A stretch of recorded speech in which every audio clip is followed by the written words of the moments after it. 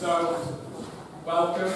Thank you for coming to our first PE conference. Sounds a bit strange, Nate, saying that, but here we are. So I'm Steve Camm, I head up the foundation. So I'll just say a little bit about what's going to happen today. Then it's Nathan's show, really. I'm going to hand over to him and let him go through some stuff.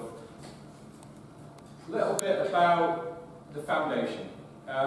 Foundation is a registered charity. It's part of the club that's got the responsibility for our community side of things. So it started as our grassroots football team, but since we formed the charity, it's taken on the role and responsibility of the health and well-being of local community, which is why this school's programme is the first of a number of things that we'll be doing.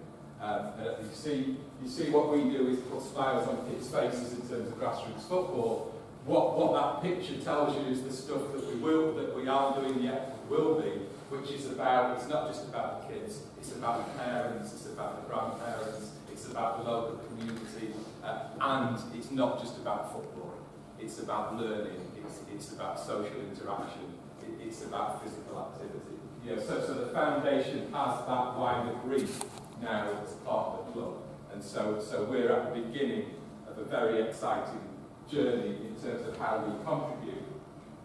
That journey is really captured in this statement and this project that we launched a number of months ago, which was basically that we've got the ambition to be Football League ready in 5 years' time. So, but Football League ready doesn't just mean, you know, we want promotion after promotion after promotion and we buy success and thank you very much. We want to do it in the right way. So the ambition is very clear that we want to be a fully sustainable, so financially sustainable club that's actually at the centre of its community. That's why the foundation stuff's important, that's why the schools programme is important, that's why the broader health and wellbeing programme for the local community is important. Because if we don't do those things, then we haven't achieved what we set out to do. So it's really important that we kind of follow programmes like this on the back of the stuff we've been doing around match day experience with schools, which has gone down incredibly well, and that's something we will be continuing. This is the next stage of the development of that.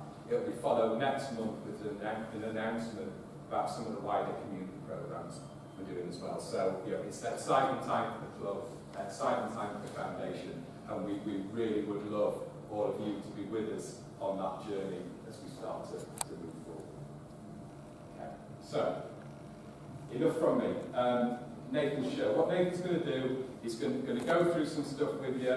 He'll guide you through the rest of the session. We'll take a break at some point that's convenient, and then we'll get you kind of working on some stuff and doing a bit of socialising and interesting later.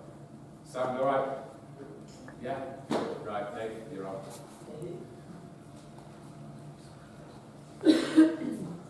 Right, first of all, as you appreciate it, it's easier to speak to kids than it is use.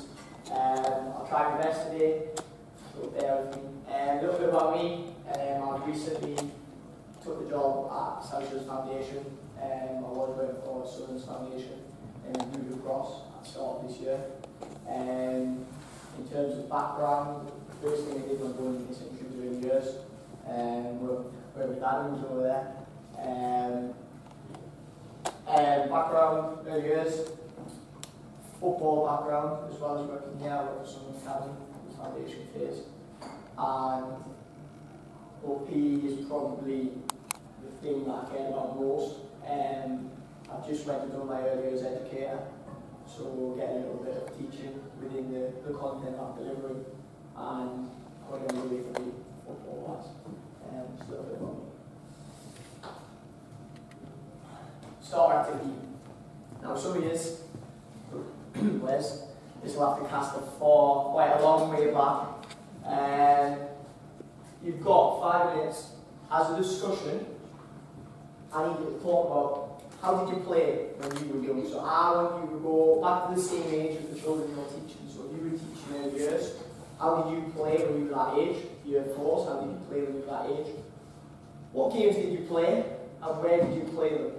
Okay? Everyone on table, so table discussion, for each of you to have some sort of input within this part, because it's going to link from what we're doing. 5-minute discussion just on that slide. Well, off we go. I'm going to come around and listen.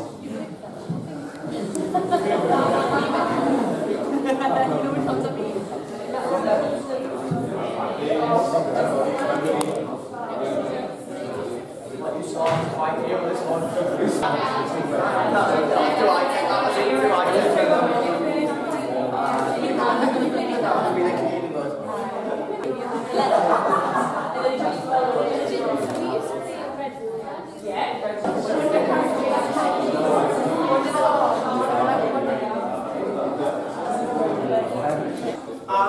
Really good discussions there. Just go through a couple of them.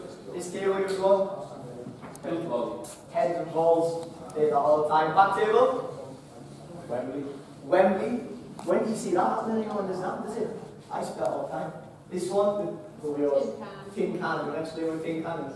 So you put a tin and empty tin of beans in the middle, and you re on teams with stones. You have to knock the can over, and if you knock it over, you have to go and hide on the other side. That's the time you have to get back in the can before you hide it. That is an idea for a PE lesson. That one? Curry. What a game. Curry. I got anyone that way up good yet? Josh has got like a full Bible here of games. Go on, Josh. So out of all them, you chose Blue Murder, go and explain that. We'll probably have to change the words now because of how unpunctual it is. Go on, Blue Murder, explain. So, person in the middle, you kind of blink on like you turn out something and then everyone's on the outside. And if you like with someone, they drop down. And then you've got to see who's the right. That's like Blue Murder. Yeah. Just after the discussion you just had, I'm going to flip the question back on you a little bit. Again, think about the children you work with, so the age group you work with now, when they are your age, and they're sitting here, and we ask them the same question, what will their answer be? Fortnite. 2 minutes discussion, 2 minutes. What's the difference?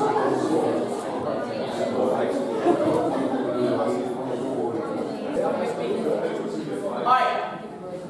Well, there's some really good discussions again. In general, going across the tables, it's not what we expected. The first one, pretty much set the tone, Fortnite.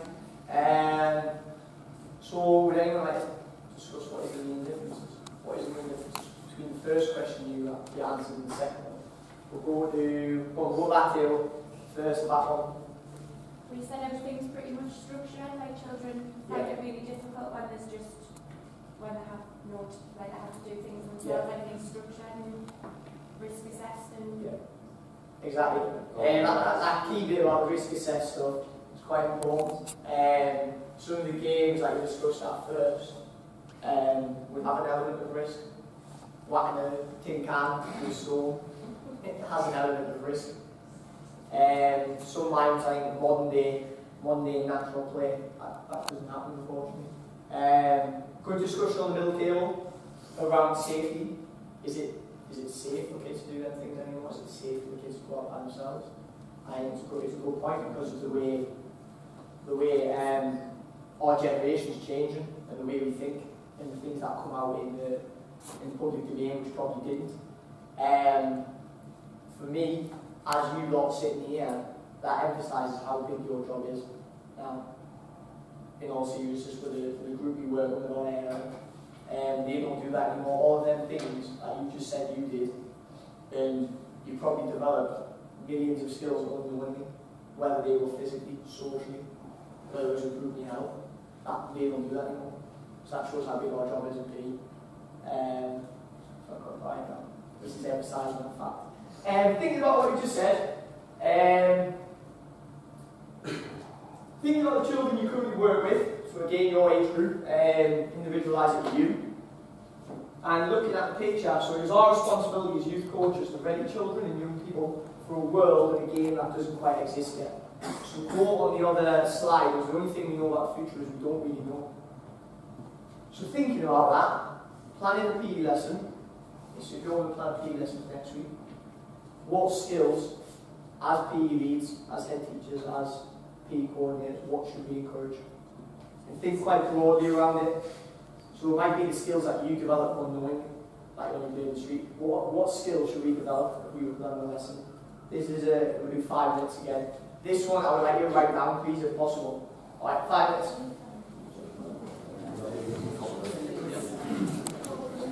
If you could split it into groups, so if you could group the skills, that would be great. How you group them is up to you.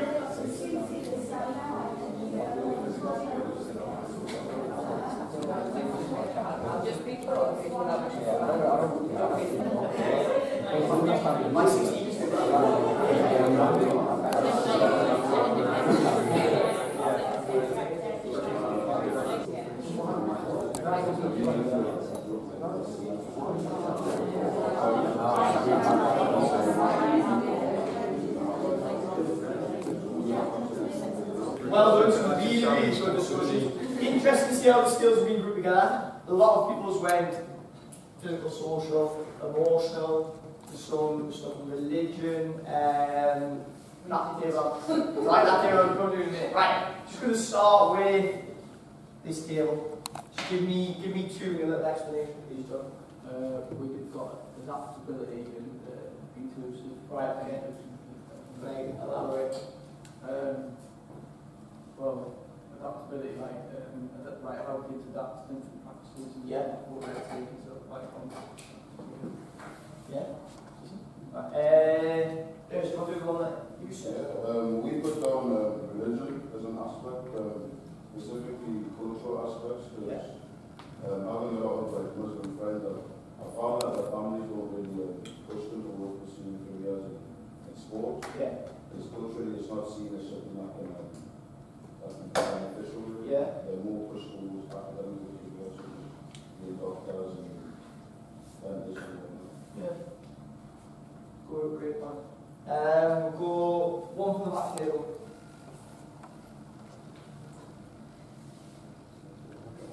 We'll have a debate. There must have loads of good ones. We mentioned social skills. Yeah. Teamwork. Yeah. Hand-eye coordination. Good. Fundamental movement skills. Right. Can I fire a question back at you really quick? How would you do it in a PE lesson? How would you plan to improve social skills in a PE lesson? Perhaps talk time. So when we talk about what skills does it need to do, or if say it's a target game, how talk to each other how to improve the techniques. And a little formative assessments. Yeah. I think it's good. Good. Right. Well done. Quick one. Obviously, this is something that, as a school settings, is quite important. Is how to make a PE lesson outstanding. If I'm honest, a lot of the things from good to outstanding are minor details. In terms of planning, most of it. It's not in terms of content. On your table, there's little handouts. White bits of paper with a Shields badge on. On that handout, that is an article which Ofsted and a company called the PE Hub put together on how to take your delivery of a PE lesson from good to outstanding. Now, I'm just going to elaborate a little bit on high expectations. That is long-term high expectations. So, I refer back early years. In terms of phonics planning, you'd always put a little bit higher than what you want from the kids to achieve as a target. As a group of PE specialists, or as PE teachers, I don't know whether we do that one, whether in our PE lesson or strive as their target, or their learning objective is often the same as the rest of the class. But I don't know, would we do that in English? Would we have the same learning objective for our higher set and lower set? Probably not. So the difference between good and outstanding is differentiation, good way to say it. In terms of high expectations. On the flip side, them strivers, we could set them a learning objective for the Cobras. The Cobras a learning objective for the strivers. The strivers a higher learning objective. Okay? If we need to adapt that, USERV, your formative assessment, can then tell you that you need to adapt. But in terms of good to outstanding, high expectations are long-term title. Maximise active time. Active time is something that was introduced last year from a company called AFP. They want you to aim for 70-30, so 70% active, 30% teaching or non-active time. Active time, one thing that's a bit misled is your formative assessment. So if you did a basketball session, then so did a parent share, like you discussed, that would be classed as active time, because your children are actively talking about the PE lesson. What wouldn't be classed as active time is me describing Josh the game. So we're going to play basketball, the rules of basketball are blah, blah, blah. That is teaching time. So formative assessment within your PE lesson falls in active time. So that'll fit under the 70-30. For it to be outstanding, you've got to hit about 70% mark. Discussed it a little bit, effective formative and summative assessment. As teachers, I've been obsessed, been observed by a lot of teachers within phonics because some are quite interested in the link with PE. Formative assessment is brilliant from teachers. Yous are probably miles ahead of other industries in terms of assessing as a programme, as a scheme of work goes on, ahead of football, definitely ahead of football. I've worked in the academy and doing different things. But in PE, how does that look? How does formative assessment look? I tell you what, actually, I'm going to give you 1 minute to discuss how formative assessment looks. So formative is the ongoing assessment towards an end goal. Summative is your summary assessment. So for example, if I link at phonics would be phonics screening. That happens in June, is that right? June? Yeah? Right, okay. So 1 minute just on formative assessment, just how you do it for now. How do you do that within a PE lesson? Formative assessment. 1 minute.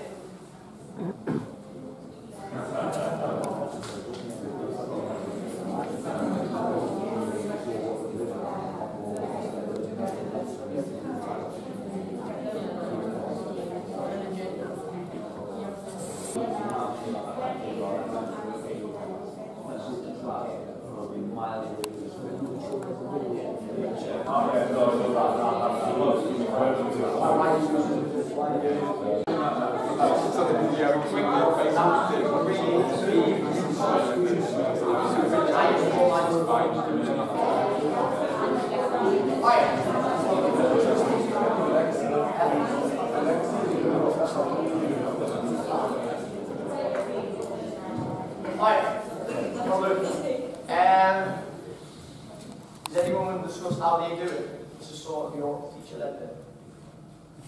Don't want to play Andrew, what's it? We look for formative assessments. Yeah. And it's those communities about their science. Those are the communities, but I think formative assessments how you integrate teach science through good times. Yeah. When you start and what you see in that moment makes a difference. 100%. So timing intervention. When you jump in, when you need to do something one-to-one with a kid. We're going to go touch on full silent differentiation. And I think that looks really, really close to the formative assessment. Has anyone got a specific way that they do it? So for example, I'm a nursery who video everything and log it in a learning journey per lesson. So when I go in, they'll video the children, either videos or pictures, and then just write, he's done this well, he's okay at this, he might be in the code, good like that. This we need to look at again, we need to repeat. So is there any particular way you use that doing it, MP? Might that do anything, the way you do it? Or even like football teams, how you do? Yeah. Good for you, that's not Will you repeat the question? So if you're doing a PE lesson or I'm going to do school football teams, alright? How would formative assessment look within them settings? So, it just says there, when you jump in with training intervention, Yeah. plus we are doing as well, so all the skills you learn from week 1 to 6-week block, that culminates at the end in like an end of half-term tournament, they spot what they've learned, they've shown you the skills they've learned in that 6 weeks. So that tournament's almost a summative assessment, isn't it? Where you get to see how it works. Something touching on what does outstanding look like. It's probably being able to do that, then able to do an intervention, a tiny intervention, so you have effect on that with some of it. Which is the hardest thing for you as teachers because of how much time how much time you don't have because you workload.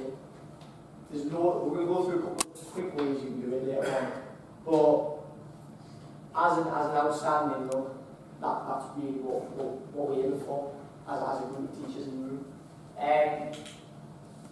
I'm not going to touch on differentiation because it's coming up. Engaging cross-curricular links. Something that I use called operating in the grey area. Very soon, I think, well, personally, within the next 3 or 4 years, active classroom and PE is going to do that. And it's going to very much become a grey area where we're not going to have your core lessons and your PE. I think it'll do that. Because of time restrictions, teacher demand, the targets you have to hit in the core subjects, really, if we can mix both of them, or we can have a PE lesson with your phonics in, a PE lesson with, if you need to do spelling, or you're doing a news article, why can't they do a news article in a PE lesson? So that does that, making your workload easier. So by these small changes, hopefully, might give you a little bit more life when you're going home, and you're not having to do all the marking and all the moves. There's some good discussions there. Right, this bit, you'll be sick of it as teachers. British values. Ofsted are absolutely huge on it at the minute. I know it's up in every school, all possible, so they just meet the Ofsted things. How does it look within PE? So, within the outstanding criteria for Ofsted, this has to be involved. Has to be, you can't achieve it, as well as quality diversity. Within our session plans, we plan for one thing from each, just to cover it, because obviously it has to be in, but we also have to hit our 70% active time, which for me is the most important because the kids are the most important in the lesson. The British values, simple ways to drip feed it in. Can the kids have an influence on the rules within the game?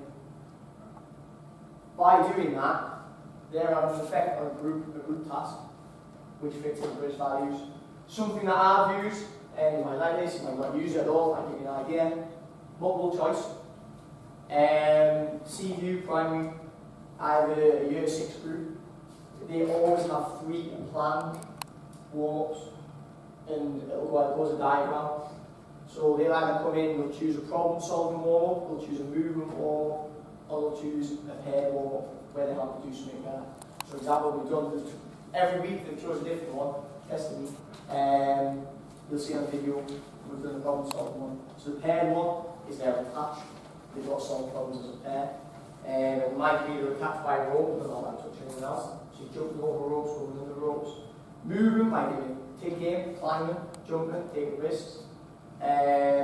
Problem solving is I've had them carrying balloons but not allowed to use the hands as a pair. Some core body stuff. But by them choosing that as a vote, that then says to Ofsted that you use British values. So it's the tiny little tweaks within your section to take it from good to outstanding. Formative assessment tools, can they have a vote? Can they have a vote? Can they go and give a little bit of feedback? Jack, you've done 3 things really well this week. 1 thing you do better. By doing that 30 seconds, that goes to British values. So tiny little tweaks within the session plan, meet it. Just wanted to cover that because it fits quite close in the Ofsted stuff. Cross-curricular sport, about that. Right, the grey area. Sorry, I appreciate I'm talking a little bit. The grey area. Our role as a provider when I started in January was to create a PE provision that is effective, powerful, realistic, and not idealistic, which is massively important because of, again, how busy we are. We can't go in with a program where we've got all of these brilliant formative assessment tools. We've got this, we'll do this, we'll do that. We need to teach a hell of a lot because realistically, you don't have the time to do all of these brilliant things that we want right, but sometimes you just don't have the time. So operating within the grey area, all of our programs are written to be adaptable to your school. So the stuff I deliver at CView is different to the stuff I deliver at Beach Hill. the stuff I deliver at Beach Hill might be different to another nursery. Because it might be the facility, it might be the teachers got in there, it might be the needs of the children might be different. I might have a group that's really active, where I can do a little bit more around PSHE, I can put a little bit more English in. I have a group that isn't active. My main aim of that session is to get the group active and meeting the physical needs that they have to meet. Especially like in early years, we know we've got to meet the trackers, the development mass tracker. So is there certain things, if I know, who's Beach Hill, I've worked in a while, there's 2 kids that need to meet one thing on the tracker, we'll plan our lesson around that. It's got to be adaptable to you, otherwise there's no point in you writing it. The grey area a little bit I've discussed is bringing what you do into what I do. So, an example of this that you see in the video was St. Bede's in Jarrow. Their teacher was doing something on news reporting. So we planned a lesson where the teams that weren't playing, I think it was a bench ball game, they wrote a newspaper article on the game. So they had Sky Sports badges, they had a little desk, we had people commentating on the game, who then could be videos as a learning assessment tool, and writing a news article. So we've met an English criteria learning objective and the physical learning objective. Why do we have to just have one? Why can't PE be a PE English lesson? Why can't it be a PSHE lesson? And PE has to become grown up, make your job easier. It's got to have more cross-curricular things. That hour of PE could be used for us and used to work together to make your time easier outside of that hour. So why don't we do it on a larger scale? Would be the question. We're going to give you a minute because I appreciate I'm waffling on a little bit. 1 minute on how, 2 questions that you can write down if you want. The first one is how you put cross-curricular, that's it. Cross-curricular links within your PE lessons now. How you do it, what cross-curricular links they are, is it English, is it maths? How would you like to see it done? As teachers, if I came in your school, what would you want me to do to make your job easier? That's quite 2 long questions. I'll give you just over 5 minutes for that. If you write them down for me, because I'll use them.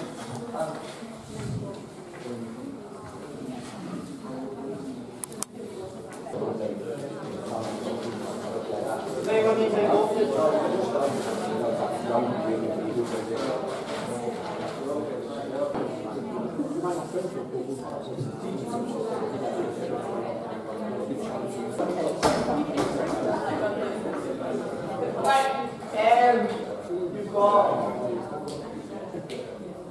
You've got 5 minutes to tea, coffee, we'll have a little break. If you want to continue the discussion, continue it. If you want to talk about anything else, talk about anything else. I'm just going to leave that over there. The picture is something I use in nearly every lesson from year 3 onwards. So, in teaching, we look at that a lot, this bottom bit. But in PE, often we just assess that. So what we see the kids do, oh, he's jumped off that, he's going to jump. But what I lie with that bottom bit there, which I think sometimes we don't look at in PE. Let's drop that bottom. Right, 5 minutes on coffee. Conscious that, we're throwing quite a bit of stuff at you, but we're also trying to give you the opportunity to kind of break out of the day job and think and get that bit of reflection time. Now, that will continue in the second part of what we're going to do, and also carry over into lunch. So the discussion and the exchange of ideas and the exchange of issues and challenges, I think is great. We love that. We'll continue the second part and over lunch. But I'm not going to get into lunch if we don't start in. Okay, and I know that's really important. So, what we're going to do, we're going to start the second half with a little challenge for you, right? See if you're up for this. And it just connects with what we're about to do. But in a minute, on those screens there, I'm going to show you a picture. And it is a picture of something. Okay? Your challenge, your mission, should you choose to accept it, is I'd like you to tell me when you all see the same picture. Okay? By all, do you mean the whole? I mean all. That would be all. As in everyone. Where you go? Once everyone. Tell me when you can all see the same picture. Danny, you see it? No.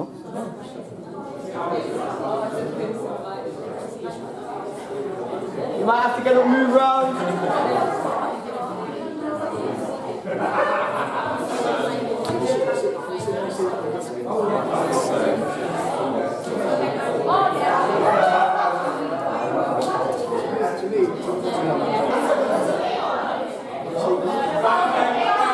Just stop me there, guys. Just stop me there. So, this lot have got it, but I haven't bothered to tell anybody else about it. So, I'll repeat the challenge when you can all see the same picture. It's a cat.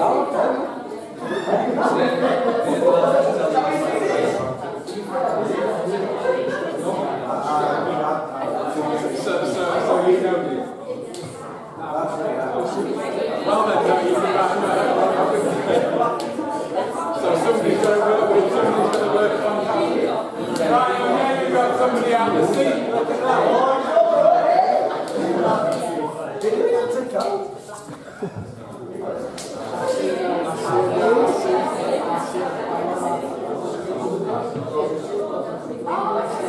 What do we see? Do we all see the cow? Put your hands up if you see the cow. So if I were to pick out any one of you with your hands in the air, you'd be able to point them out, Alison. Alison, come and show me where the cow is. Come on, Alison. I hope I do not see no cow. So what we've got here is all of you apart from Alison, so you failed. The first assessment of you for Oxford is you failed. So because the most important person in the room right now, though, is Alison. Because Alison doesn't see the picture, but worryingly, Alison said she did see the picture and she's not letting on. You know, and how many times has that happened? But the things that you did. So we can see the cow. Alison, let me see if I can help you. So if you focus on this side of the picture, the cow's nose, the side of its face, which is the bit that's missing, 2 eyes, ears, top of its head. Sideways kind of looking at it. Do we see? Yeah? So, reason I'll show you this, if we reflect back on some of the things that we've done, first thing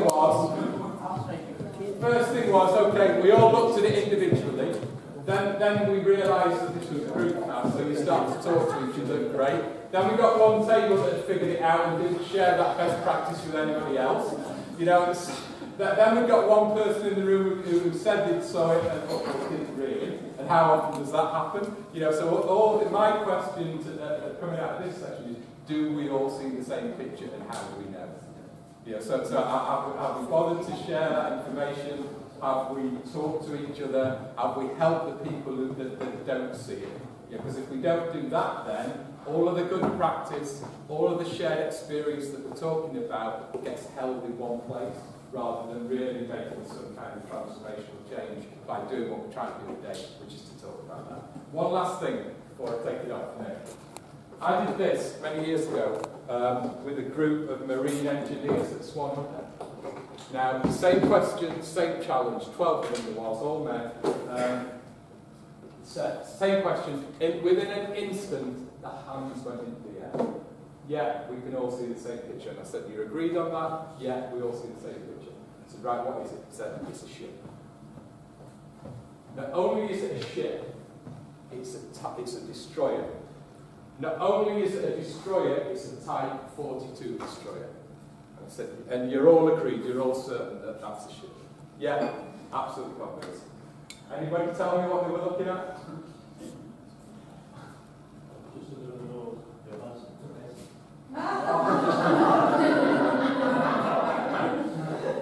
All of them convinced instantly. Now, what was happening there? What happened was What they saw, marine engineers, what they saw was what they were familiar with. Okay? What they recognised as what they did every day. What, of course, they missed was the bigger picture. The bigger picture. So, if Nathan was to put differentiation in PE up there, would we all see that same picture? That's the challenge now. Where you go? Last thing, last thing, last thing. One very, very, very last thing. If I take that off and put it back on, put your hands up as soon as you see the cow, put your hand up. Yeah. The reason is, once you've discussed it, once you've talked about it, once you've understood it, you can't now not see it. It's become hardwired in some way. So again, the purpose of the sessions like this is to think about that, so we've got that understanding, that shared understanding, and then it becomes instinctive. Nate, where you go? Let's go and do the other No, we don't want to do the other one. That one's harder. We'll save that for later. It's a good activity to lead in what we're going to discuss. Differentiation within PE, PSHE. The reason that's there, the S and the H, is for me, PE and PSHE are now becoming the same thing.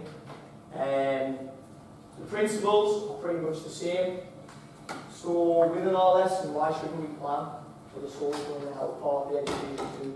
Because it's now just as important. Like the discussion we had at the start, the things that we did as kids outside, they don't do anymore, so it's our job as PE people or PE specialists to put that in.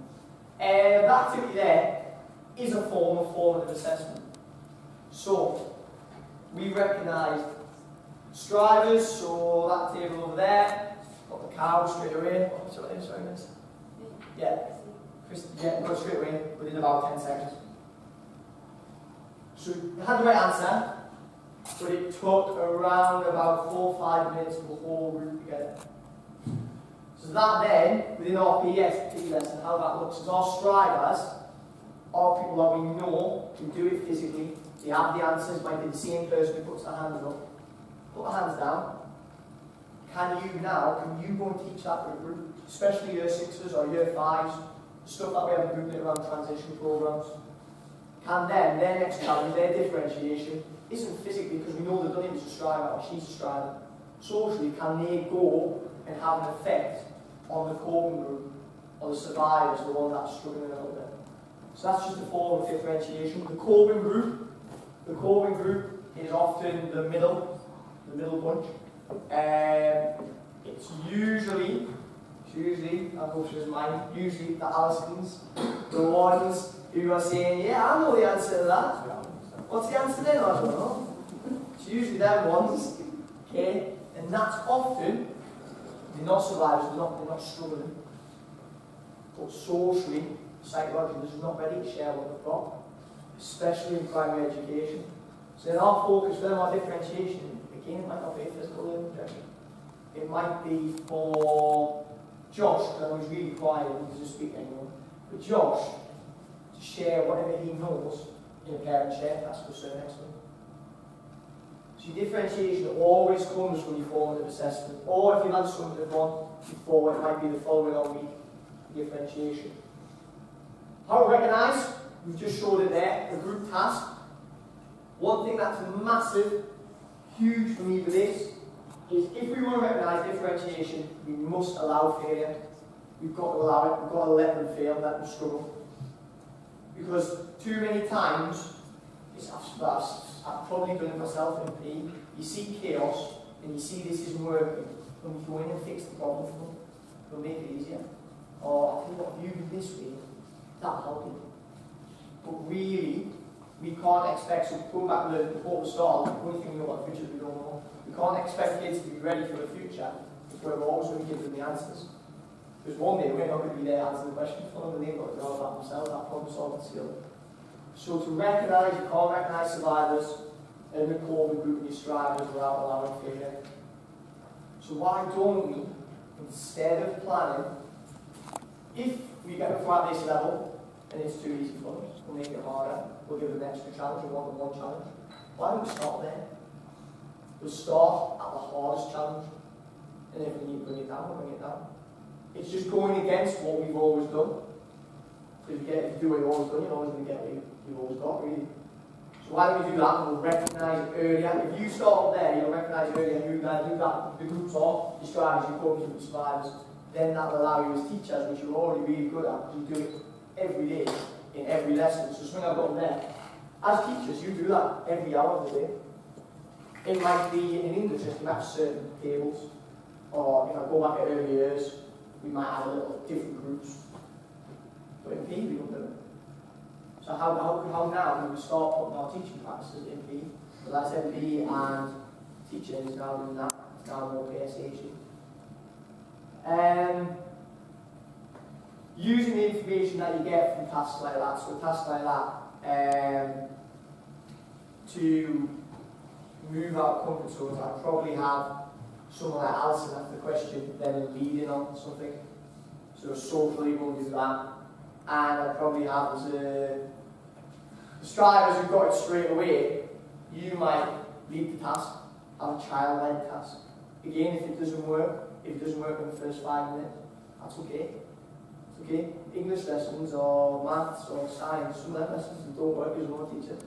But we don't need to give them the answer to it, it's fine. This is their time, especially in primary, where we just let them develop problem solving, develop when things fail. Are we building up a bit of resilience, or are we just giving them the answer? Because sometimes in people do that just because something's chaos, and someone don't like chaos. But chaos is a good thing, especially in primary education. Someone will discuss on that table.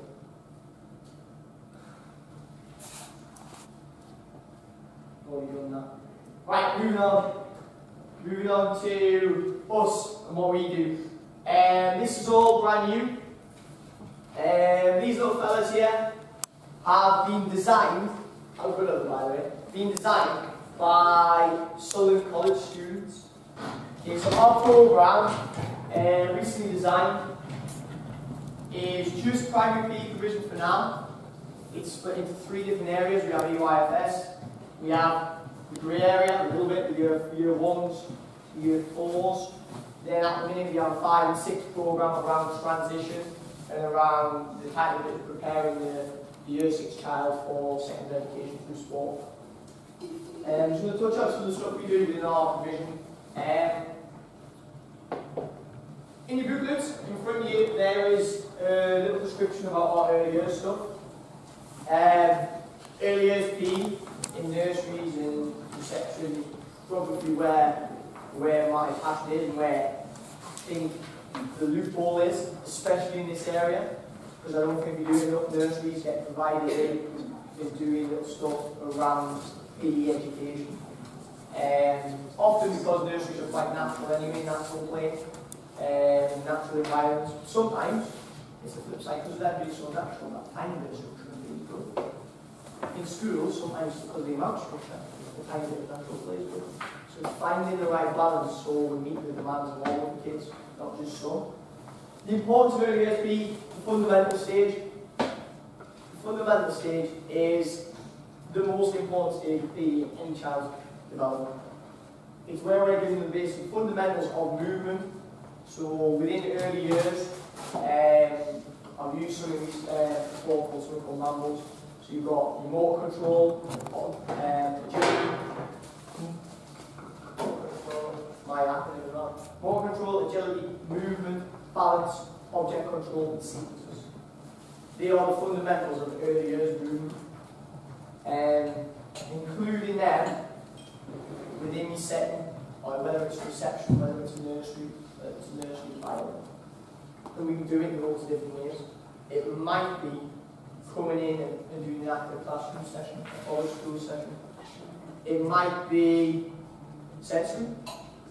If you're doing some sensory stuff in the nursery, and I've seen some really good stuff recently around core groups, where they're plunging and growing and loads of different stuff like that. Why can't we include that in PE? Because that was normal. But that's what we're here to do, something a little bit different. And something that isn't what's normal. Because at the minute, if you look at stats and figures, normal isn't working. We can help work towards the early years goal. All of our early years program is planned around the development master tracker. So it makes it a little bit easier for us to individualise your setting. So, for example, if I use nursery that we're working, if we know there's a group of children within the group that we're working with that need to hit on the track and negotiate spaces in small areas, or talking about 2 feet on the wall, we will plan our lesson around them 2 things from that nursery. Meaning the teachers can do their formative assessment or their learning journeys or whatever it looks like within your setting in our PE lesson.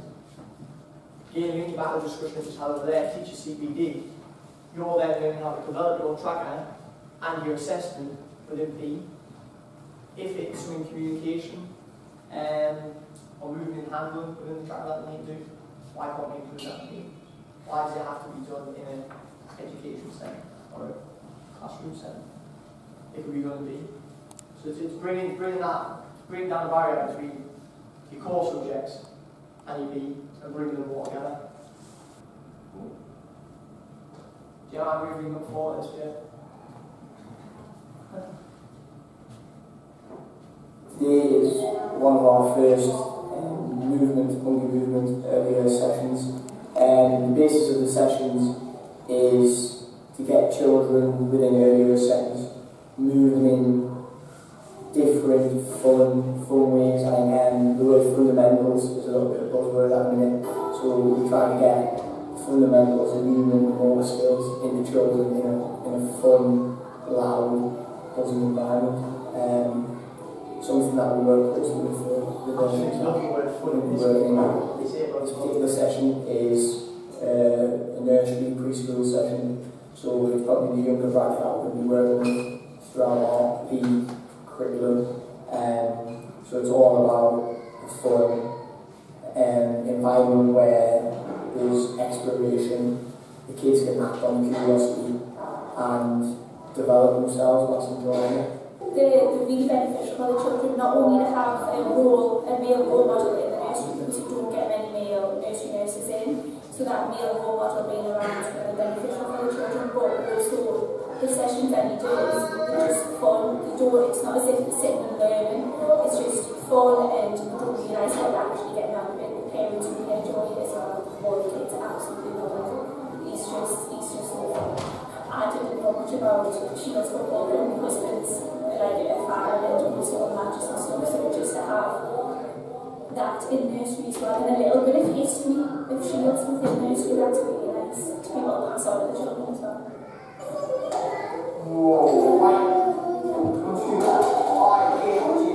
Now, we're going to try something that's a little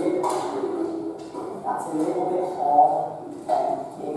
So, I have a ball in the cup, and my friend has a ball. I'm going to try to see if I can land ball into his cup. Can you get your ball? You got your ball?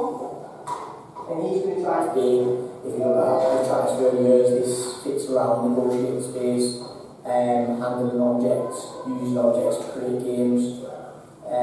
So it's linking closely in with the school, and I don't think we're going to do any session the same. It's all going to be individualised to the setting. When they're this young, they're just sponges. Anything we say to take on board, any sort of behaviours we do, we take on board. It's a good work with that.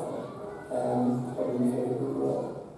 The more children we get involved in sessions like this, the higher standard we have in the area we work in. I think it's vital that kids get to experience this and create positive memories where they can develop their physical education. And it gives them fundamentals for all learning, all curriculum learning, all non-curriculum learning.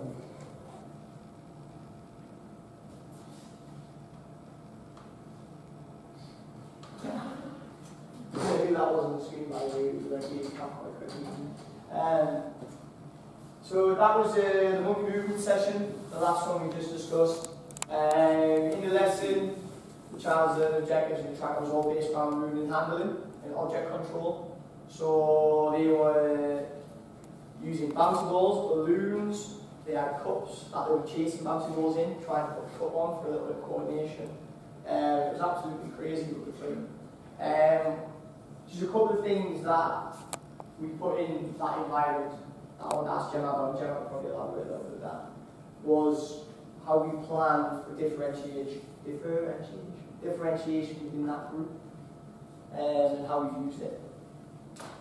Well, within the early years, it is very much child-led learning, so we plan to the child's individual needs and they can really take that on board. And during these sessions, he'll have a conversation with us.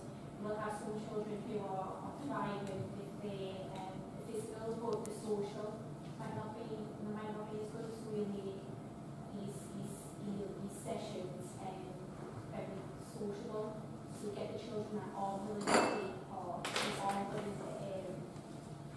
are willing to share and come together, who spend time one-on-one with those, while you have one's always doing what he wants to do, or sometimes not what he wants to do. Often not. Yeah. And he'll spend time trying to build that child's confidence and get them engaged. And we'll be able to have a member of staff in the session with them as well. And sometimes they for support for those ones that aren't willing to take part, and sometimes they just observe because you don't get the chance to just sit and observe while somebody else is doing that. You're only trying to do everything at the same time. That's really beneficial.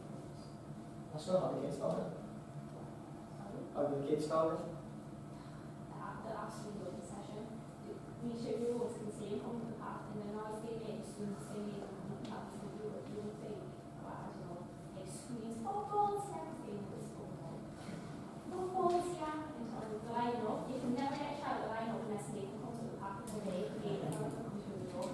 I always thought we were shouting on over the way. Oh, thank you. Just moving on quickly, because I appreciate the time. Any questions about the areas? Because that's just the end of that discussion, that programme. So, anything you want to ask? Any queries? Was that far, was it? Right, okay. Moving on. The grey area, as it's discussed. This bit, Year 1 Plus. The reason that's set out the way it is within our programme is for the bottom 4 reasons. It's got to be that more realistic, beneficial and personal. Any provider that tells you they can write a programme for Year 1 to 4 that will be 100% beneficial for every single school using it must be an absolute genius. Because every school and every group of kids is completely different. So that is an area that's very broad. That can be any sport you want. It might be like CU have made up their completely own sport for Year 6s. Don't want. So that might be how they develop, by creating their own games socially, psychologically. How it can look within your school, or how it will look with whatever kids you want to work with, is up to you really. Or on the flip side, if you've got a teacher CPD, we could do it together. If you want a basketball session, we'll plan it together, and we plan for the survivors, strugglers, and we plan how we're going to do the formative assessment together, how we're going to do summative. What does that look like within this group? Are you going to use the scheme of work? Do you want the session plans for your own scheme? If Evo-Stik come in, is that going to look good? So that programme has to be useful for you. So I think if you are interested in that, it's a conversation between us and you, what you want. So it has to be personal, adaptable for you, and it has to be useful for you as a class teacher, really. It's got to take on take the workload off you a little bit. And if we go into this exactly what we're going to do, and this is how we're going to do it, I don't think that's really fair on the kids, because sometimes their ideas are better than ours, and they go off in little different development pathways. One might go down, one might go down and support that. So it's got to be adaptable, realistic. Any questions?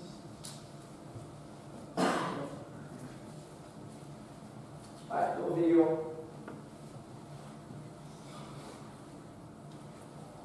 Program today is this is multi-skills which today we will Year 4 around multi-skills and multi-sport provision, which has big cross-curricular links to English, maths and ASHA. So today the children will be participating in a bench-ball-like activity with they've had news reports where they've been talking about games if they were Sky Sports. So we've been doing the behavioural reports and we've been doing the analysis on each class. So good teamwork type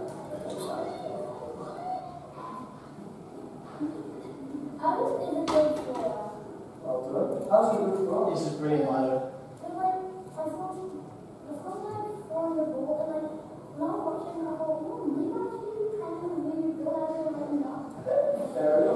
I just had a little word with a few people and they said a bit of it. There's even a few that don't particularly like PE who said this is the best new lesson that we've had. So it's making children enjoy. That's a problem solving moment there that kids chose. Kind of a whole programme, so it's incorporated into the kind of maths and English.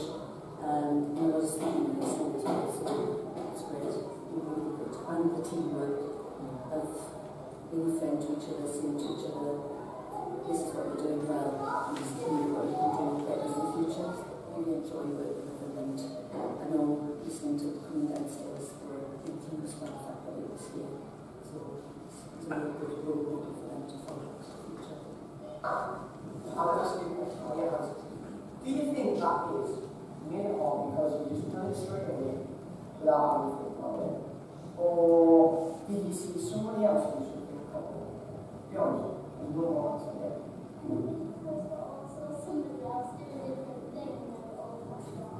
Well, now remember this last week when I showed you the one way to do school work. What was the important thing we learned about that clock? Your children's minds, you don't have a better imagination than you do.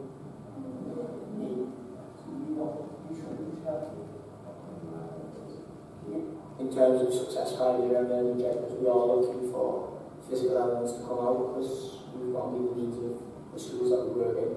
But there's massive cross-curricular links around English and maths because the curriculum now is changing, so it very much does operate within the grey area where lots of different curriculum-based stuff from UC and literacy, PSHE, science now coming in. I think it's all going to change with coming times. They buy in everything we do, so they love doing the review report stuff. Some schools prefer doing where they've got whiteboards and stuff, but I think that's just the case of us adapting to our setting. With these, they've been brilliant so far. I think the potential for this program is huge. Just basically because the way it's written, it can be individualised really quickly to any setting we're in. So, for example, here, the Sky Sports stuff that we'll be doing, the kids love, so that's how we individualise to them. And it also links in with something that the school are doing within that and the so that's what's made it relatable almost, and why the kids love it so. Alright, you got today, just been having a little you from reading, and you have 3 stars in this story. Because you can give 3 things that's something else, you want to you really have to do Sky Sports, beauty sports, for some stuff to go through. The next thing I would say for you is to try and post modules for those who are happy. Okay? So there, after something you've got, something to do better. Okay? And usually go in and have a list of what to say to you and really problem. This has only really been put out in very small modules, just so we know that it's the best it possibly can be for schools that we work with. We're aiming for high quality pay, so we've got, if we're going to say we're doing it physically, have to do it. So schools that in sessions like this, where we've tested it, is only going to be beneficial. The conference on the 15th, I think, is massive for schools, especially in our area, schools that we're looking to work with around the catchment, where it's a good opportunity for schools to discuss high quality pay and share ideas, and sometimes to get their own value. Hopefully the conference on the 15th goes well.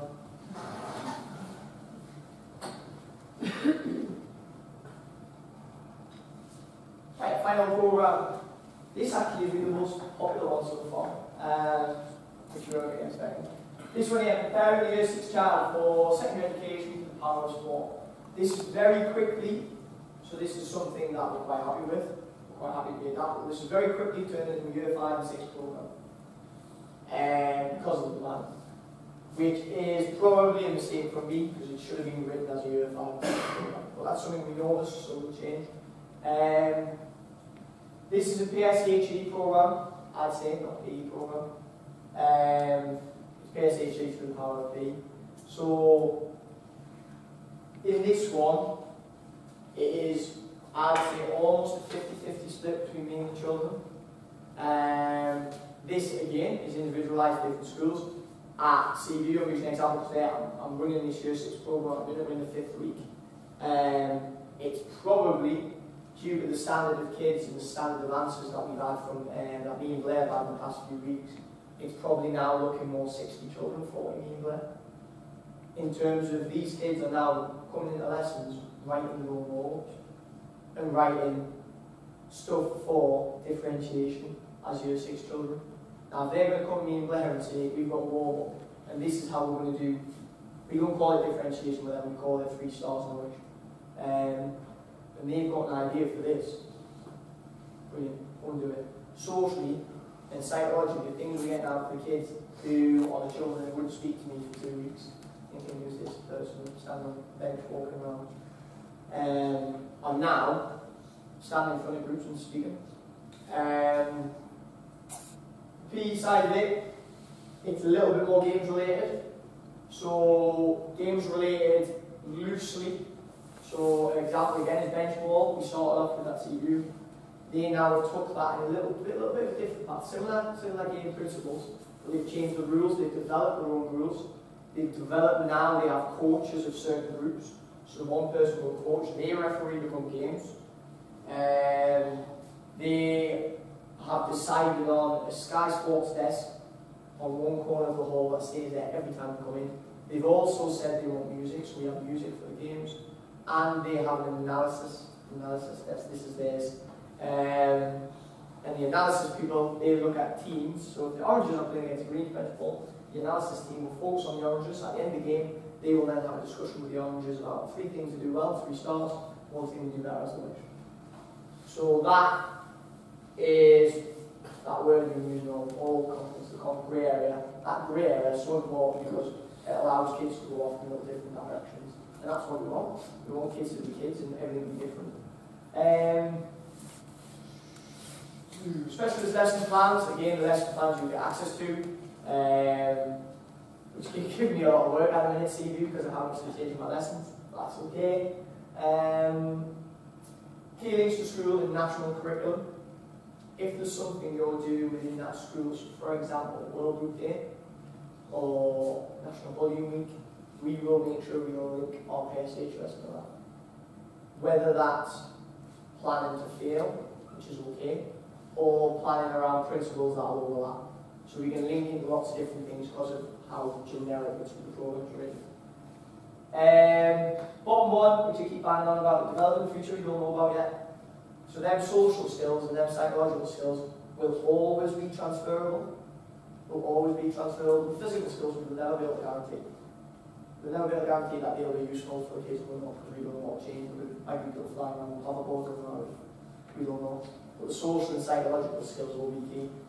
So they're there, for me, the success criteria and the learning objective are planned around PSHE, not P. In the aim, when they go to secondary school, they're a step ahead. And they say the schools from these kids from this school, they're brilliant at this compared to those we've got from this school, when they get secondary school. So it's giving them the edge, which is important when they go from that little group into that big group, the big wide world of secondary school. And hopefully it makes it a little bit easier for them.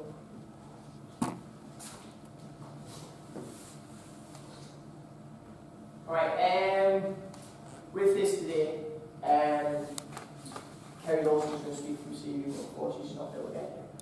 I've got some lovely written descriptions of the lesson and how I get on. I haven't read them yet, mind these year 6 children might be saying I'm rude.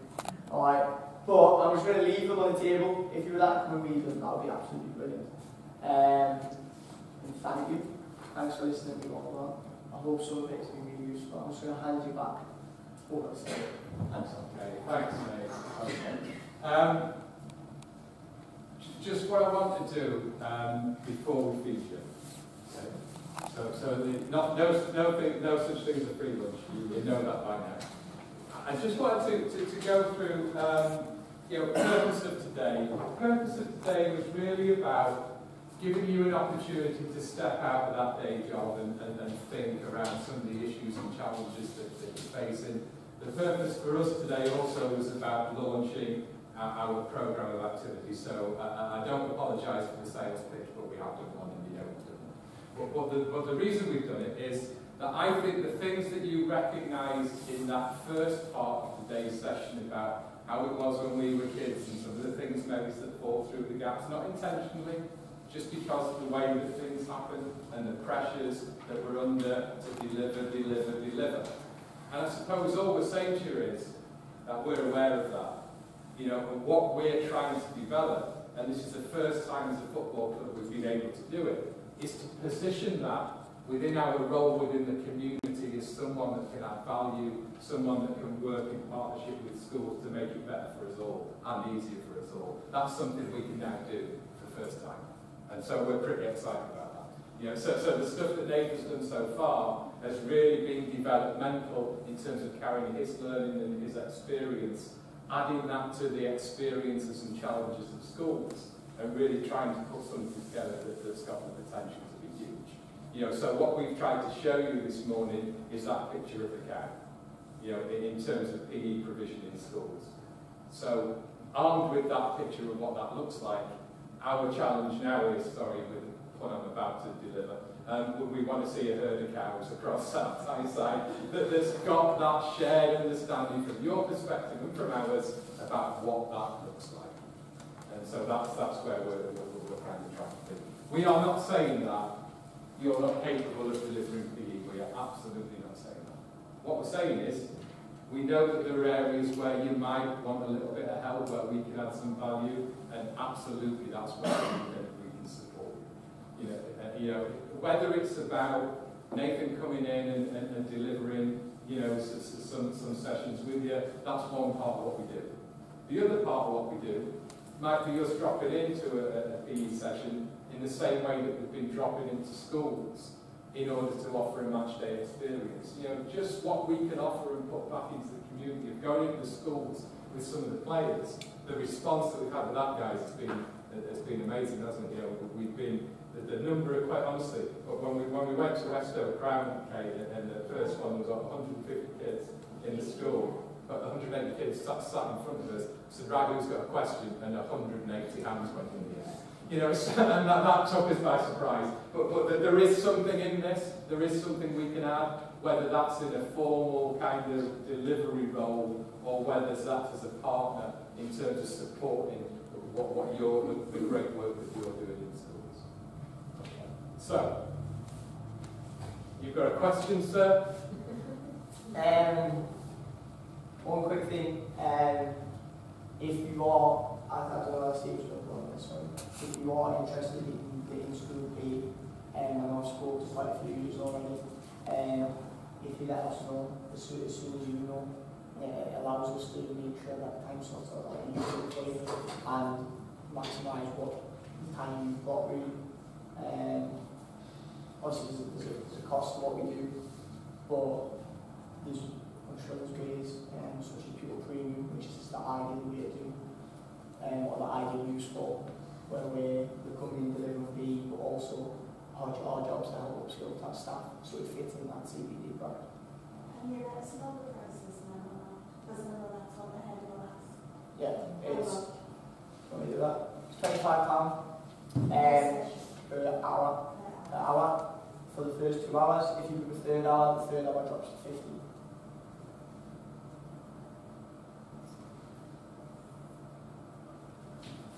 By the way, these year 6 things, I've just read them, are absolutely brilliant. If you get a chance, and look at the way the year 6 children spoke about PE, they very rarely mention physical stuff. It's quite interesting. Okay. So there's some stuff that we do, you know, that there is a programme it's about delivery. There is some stuff that we also do as part of our role in the community to put something back. If your school hasn't participated in our match day experience, we have 2 slots available between now and the end of the season. That's it. It's a programme we haven't advertised. It's a programme where we start with 2 schools in the new St. Peter's and Westover Crown, and every other slot's being filled by schools coming to us.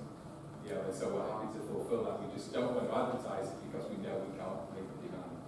We also know that today was the launch of our in-schools programme, I've seen Nathan's diaries half full already before we launched the programme. You know, so we have no doubt that there is going to demand for the stuff that we're trying to do, and we'd really like to work with you moving forward. One thing before you eat. We talked about a lot of stuff, you know, how it used to be, the sorts of things that we did, some of the challenges that we faced, some of the practice that we've exchanged, some of the problems that we face. Just reflect for a couple of minutes on the things we've talked about this morning, and the one thing the cow is going to take away. The cow. There's a lot in that. Trust me, that's a great picture. There's a story behind it though, even if it's the cow. You know, now we see what we've done this morning is create that shared picture. So now we know what we're talking about. So when we come to you with our provision, we've understood some of the challenges that you're facing. You know, we understand the expectations in terms of Ofsted. We understand the expectations and requirements in terms of the kids. And us all seeing that same picture is a huge step forward, because we're all seeing the same stuff. What else? Will we take away? The difference is it was for when we were children to what it is now. Yeah. That doesn't happen. Yeah. And there's two things we can do about that. We can say, you know, things life moves on, which it does. Or we can say, well, hang on a minute, is there something that we're missing? And the answer to that question might be no, because things might have changed. But equally, I think there probably are some things that we just need to be aware of that are kind of intuitive rather than written down, and because the danger is that if they're not in the list of expectations and how you measure and how you judge, then it doesn't somehow matter. But what we've discovered this morning is actually we all got an awful lot of stuff. And the thing I'll take is that blue murder is a thing. Can I have one more thing, just on your flip chart there on the bottom? Could you just write, if you would be interested in coming to something like this again, you know, as teachers, what would you want us to put on? Even if you want us to put something like really specific, you want to see how PSHE looks in year 6B, or you would like to see something around session design, how a plan effectively would be. Anything like that you think would be useful. If you're not interested in coming to semester, you see that as well. You say I'm too busy, because as teachers sometimes you don't. Okay, so just if you've come to some of this, and if you would, what would you like to see, what would be useful for us? Because as a group, I think some of the ideas and the data standards just goes out. If we continue to do that, that thing, it's scary how good we could be compared to the other districts or the other boroughs. So, with that, once that task's complete, lunch is open. I've stolen 3 minutes of your time because it's 3 minutes past 12. Please stay with us, but please continue the discussions that we've opened up today. Stay out and something to eat, and I just, you know, really thank you for coming and taking part in this first session. It is something that we would look to do again, but we would only look to do it because we have requirements that there is a need for it. So thanks for your participation. I know you've taken time out of your busy schedules. I hope you've taken something away from it. I hope it's got you thinking. I hope it's made you aware of the stuff that we do. So take that into half term and forget about it. And then we go again. Okay, thank you. Thanks so much. Thank you very much.